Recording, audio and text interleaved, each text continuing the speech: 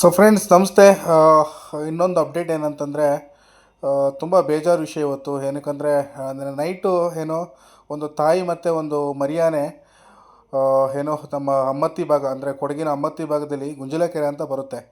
So ಅಲ್ಲಿಗೆ ಮೇಯ್ಲಿಕ್ಕಂತ ಬಂದಿರೋಂಥ ಆನೆಗಳು ಪಾಪ ಏನಾಯಿತು ಯಾವ ರೀಸನ್ಗಂತ ಗೊತ್ತಿಲ್ಲ, ತಾಯಿ ಆನೆ ಅಲ್ಲೇ ಪ್ರಾಣ ಬಿಟ್ಟಿರೋವಂಥದ್ದು ನಿಮಗೆ ಕಾಣ್ತಾ ಇರ್ಬೋದು ಈ ವಿಡಿಯೋದಲ್ಲಿ.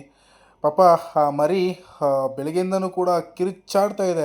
ಅದಕ್ಕೇನು ಮಾಡಬೇಕಂತ ಗೊತ್ತಾಗ್ತಾ ಇಲ್ಲ. ಓಡಾಡ್ತಾ ಇದೆ, ಸುತ್ತಮುತ್ತ ಓಡಾಡ್ತಾ ಇದೆ. ಯಾರು ಏನು ಯಾರ ಸಹಾಯ ಮಾಡಿ ಅಂತ ಕೇಳ್ತಾ ಇದೆಯಾ, ಏನು ಒಂದು ಅರ್ಥ ಆಗ್ತಾ ಇಲ್ಲ. ಸದ್ಯಕ್ಕೆ ಅಲ್ಲಿನ ಎಲ್ಲ ನಮ್ಮ ಏನೋ ಗ್ರಾಮಸ್ಥರೆಲ್ಲ ಸದ್ಯಕ್ಕೆ ಈ ವಾಯ್ಸ್ನ ಅಂದರೆ ಈ ಕಿರ್ಚಾಡೋ ಸೌಂಡನ್ನ ಕೇಳಿಕೊಂಡು ಇಮಿಡಿಯೇಟ್ ಆ ಸ್ಪಾಟ್ಗೆ ಹೋಗ್ತಾರೆ. ಸ್ಪಾಟ್ಗೆ ಹೋಗಿ ನೋಡಬೇಕಾದ್ರೆ ಈ ಥರ ಆಗಿರೋವಂಥದ್ದು ಅವ್ರ ಕಣ್ಣಿಗೆ ಬೀಳುತ್ತೆ. ಅಯ್ಯೋ, ಮುಖ ರೋದನೆ ಅಲ್ಲಿ ನೋಡಿದವ್ರಿಗೆ ಮಾತ್ರ ಗೊತ್ತಾಗುತ್ತೆ. ಮರಿ ಆನೆಗೆ ಏನಿದ್ರು ಒಂದು 2 ವರ್ಷ 2.5 ವರ್ಷ ಇರಬೇಕಷ್ಟೇ. ಪಾಪ ತುಂಬ ಕಷ್ಟಪಡ್ತದೆ, ಕಿರ್ಚಾಡ್ತಾ ಇದೆ. ಅದಕ್ಕೆ ಗೊತ್ತಾ ನಮ್ಮಮ್ಮ ಈ ಥರ ತೀರ್ಕೊಂಡಿದ್ದಾರೆ ನೈಟು, ಏನಾಗಿದೆ ಅಂತೇಳಿ. ಪಾಪ ಜೊತೇಲಿ ಬಂದಿರೋಂಥ ಆನೆ ಕಾಡಿಗೆ ಹೆಂಗಾದರೂ ಹೋಗುತ್ತಂತ ಗೊತ್ತಿಲ್ಲ. ಅಲ್ಲಿನ ಸ್ಥಳೀಯರಂತೂ ತುಂಬ ಬೇಜಾರು ಮಾಡ್ಕೊಂಡಿದ್ದಾರೆ. ಆನೆಗಳು ಬರ್ತಾ ಇರೋದಕ್ಕೆ ಒಂದು ಕಡೆ ಏನೋ ಆನೆ ಮಾನವ ಸಂಘರ್ಷ ಅಂತ ಹೇಳ್ತಾ ಇರ್ಬೇಕಾದ್ರೆ ಒಂದು ಕಡೆ ಆನೆಗಳು ಬರ್ತಾ ಇರೋದು ಕೂಡ ನಮ್ಮ ರೈತರಾಗಿರ್ಬೋದು, ಅಲ್ಲಿನ ಗ್ರಾಮಸ್ಥರು ಏನೂ ಅಂತ ಇರಲಿಲ್ಲ. ಬರ್ತಾವ ಹೋಗಲಿ ಬಿಡು, ಸೊ ಸದ್ಯಕ್ಕೆ ಇಲ್ಲಿ ಕಾಫಿ ಗೀಫಿ ಏನಿಲ್ಲ, ಸೊ ಸದ್ಯಕ್ಕೆ ಬಂದು ಹೋಗಲಿ ಅಂತೇಳಿ. ಏನು ಮಾಡೋಕ್ಕೂ ಆಗಲ್ಲ, ಆನೆಗಳನ್ನ ಬರೋ ತಪ್ಸೋಕ್ಕಂತೂ ಆಗಲ್ಲಲ್ವ. ಹಾಗಾಗಿ ಅವರು ಕೂಡ ಏನು ಮಾಡಿರೋಕ್ಕೆ ಚಾನ್ಸಸ್ಸೇ ಇಲ್ಲ. ಬಟ್ ಏನಾಯ್ತು ಅಂತ ಗೊತ್ತಿಲ್ಲ, ಈ ಆನೆಗೆ ಸ್ಥಳದಲ್ಲೇ ಏನೋ ಸಾವನ್ನಪ್ಪಿರುವಂಥದ್ದು ನಾನು ವೀಡಿಯೋದಲ್ಲಿ ಹಾಕಿದ್ದೀನಿ, ನೀವು ನೋಡ್ಬೋದು.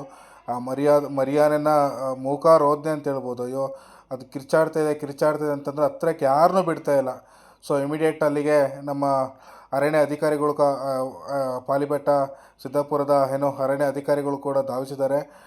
ನೋಡಬೇಕು ಮುಂದೆ ಏನು ಈಗ ಚೆಕ್ ಮಾಡ್ತಾರೆ ಅದನ್ನ. ಅಲ್ಲೇ ಮರಣೋತ್ತರ ಪರೀಕ್ಷೆ ಮಾಡಿ ಅಲ್ಲೇ ಊತಾಕಿ ನಂತರ ಆ ಮರಿಯಾನೆನ ಏನು ಮಾಡ್ತಾರೆ ಅಂತ ಗೊತ್ತಾಗಲ್ಲ. ಈಗ ತಾಯಿ ಅಂತೂ ಕ್ಲಿಯರಾಗಿ ಸತ್ತೋಗಿರೋಂಥದ್ದು ಗೊತ್ತಾಗಿದೆ.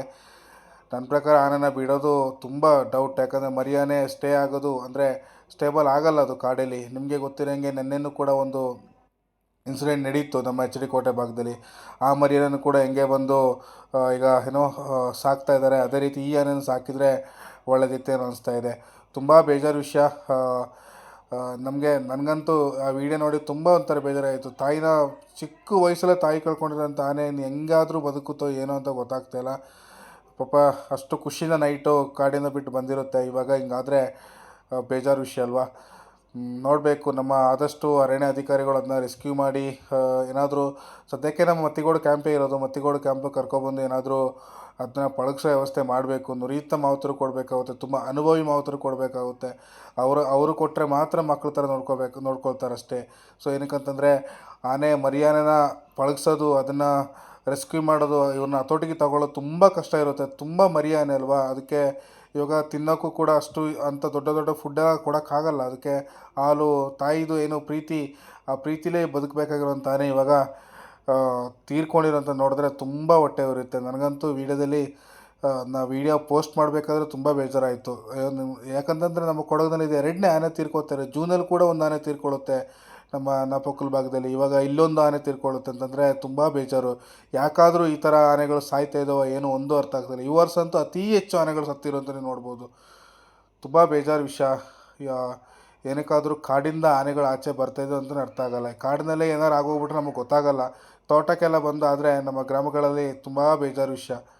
ಸದ್ಯಕ್ಕೆ ಆದಷ್ಟು ಬೇಗ ಈ ಆನೆನ ತೊಗೊಂಡೋಗಿ ರೆಸ್ಕ್ಯೂ ಮಾಡಲಿ. ಪಾಪ ಅದಕ್ಕೆ ನೈಟಿಂದನೂ ಓಡಾಡ್ತಾ ಇದೆ ಆನೆ. ಪಾಪ ಅದನ್ನ ಯಾರಾದರೂ